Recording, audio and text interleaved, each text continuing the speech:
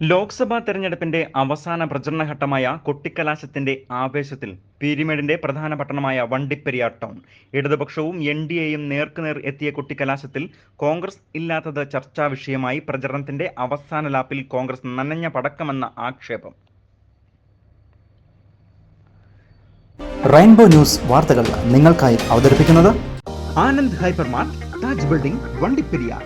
കഴിഞ്ഞ 3 വർഷത്തോളമായി വണ്ടിപ്പെരിയാറിന്റെ ജനറൽ മാർക്കറ്റിൽ പ്രവർത്തിച്ചു വന്നിരുന്ന ആനന്ദ് ഹൈപ്പർ മാർക്കറ്റ് ഇപ്പോൾ സെൻട്രൽ ജംഗ്ഷൻ താജ് ബിൽഡിംഗിൽ പ്രവർത്തനം ആരംഭിച്ചിരിക്കുന്നു.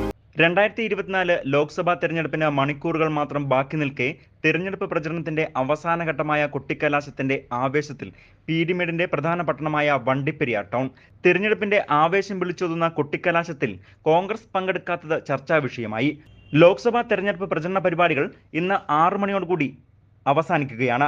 വണ്ടിപ്പെരിയാർ പട്ടണത്തെ ആവേശത്തിലാക്കി ഇടതുപക്ഷവും എൻഡിഎയും കൊട്ടിക്കലാശത്തിൽ നേർക്കുനേർ എത്തി.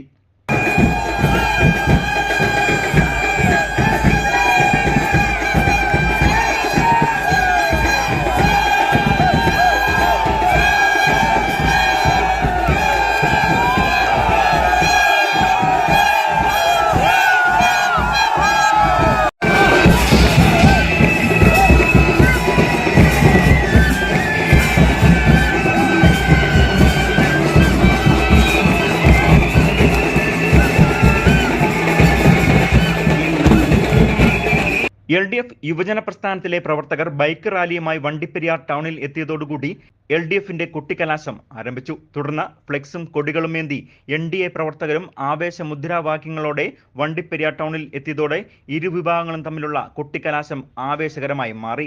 ദേശീയപാത കടന്നുപോകുന്ന വണ്ടിപ്പെരിയാർ ടൗണിൽ നടന്ന കൊട്ടിക്കലാശത്തിൽ ഗതാഗതം നിയന്ത്രിക്കാൻ പോലീസ് ഏറെ പരിശ്രമിക്കേണ്ടി വന്നു. ആവേശത്തിലായ പ്രവർത്തകരെ പിടിച്ചുമാറ്റിയും ദേശീയപാത നിറഞ്ഞു നിന്നവരെ അകറ്റിയുമാണ് പോലീസ് ഗതാഗത നിയന്ത്രണം ഏർപ്പെടുത്തിയത്. അതേസമയം UDF സ്ഥാനാർത്ഥിക്കുള്ള അവസാന പ്രചരണ പരിപാടിയായ കൊട്ടിക്കലാശത്തിൽ കോൺഗ്രസ് പ്രവർത്തകർ പങ്കെടുക്കാതിരുന്നത് ഏറെ ചർച്ചാ വിഷയമായി. തെരഞ്ഞെടുപ്പ് പ്രചരണ പരിപാടിയുടെ അവസാന ഘട്ടമായ കൊട്ടിക്കലാശത്തിൽ കോൺഗ്രസ് നനഞ്ഞ പടക്കമായി മാറി എന്നും ആക്ഷേപം ഉയർന്നു.